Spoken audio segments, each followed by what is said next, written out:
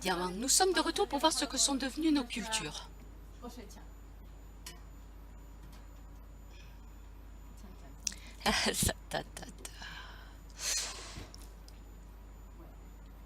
Bon, nous allons nous poser là-bas pour ne déranger personne. Regardez, celle-ci était le tissu dont on a fait le prélèvement pour cette plaque. Et nous allons observer ce qui a poussé dans la plaque de Blood Agar. Regardez bien. Beaucoup de staphylocoques, regardez les petits points blancs.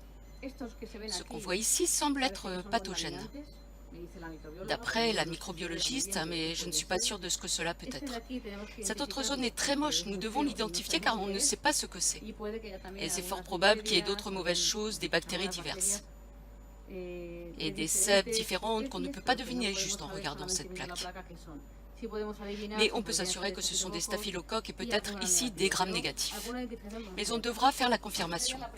Ça, c'est pour la première culture.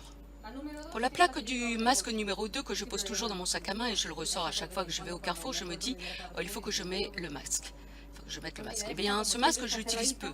Donc, dans la plaque, il y a seulement quelques staphylocoques. Vous le voyez? Elle n'est pas très contaminée, je l'ai utilisée très peu. Peut-être pendant 1 heure au maximum.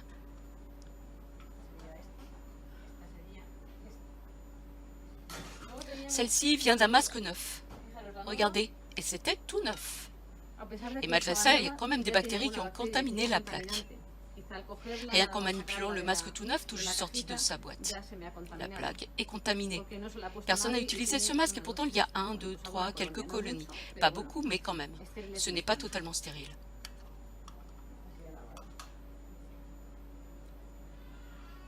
Cette plaque correspond au masque que j'ai utilisé au moment du démarrage de l'expérience.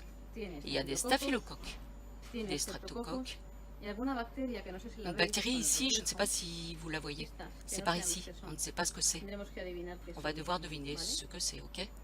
J'utilisais ce masque à ce moment, je l'ai mis sur le visage peut-être 2 fois, et pendant pas longtemps.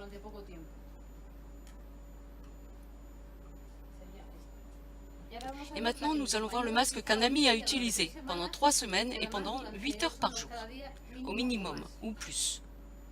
J'ai peur d'ouvrir cette plaque. On voit de loin ce que c'est. Plaque numéro 5, la dernière qu'on a mise en culture. Regardez ce qu'on a là. C'est tellement dégoûtant que je ne sais pas quoi dire.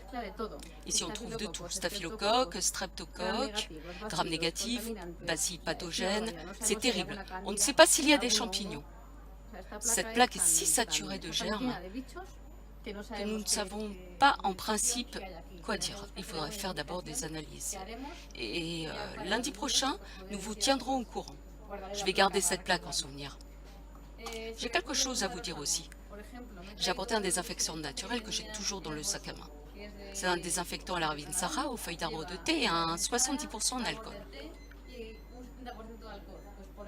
Je conseille à ceux qui utilisent un masque en tissu ou de ce type-là. Ce serait peut-être important de l'asperger comme ceci. Dans le cas où vous deviez le réutiliser dans la journée, au moins ça sera désinfecté.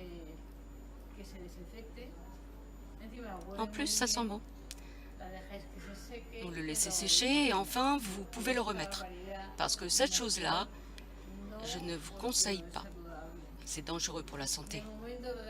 Pour le moment, je vais laisser tout ça. Nous partons à la recherche d'autres bactéries à identifier. J'espère que vous aviez apprécié cette petite expérimentation. Nous puissions en tirer des conclusions. Vous me diriez ce que vous en aviez pensé. Et je vous répondrai dès que possible. Merci beaucoup.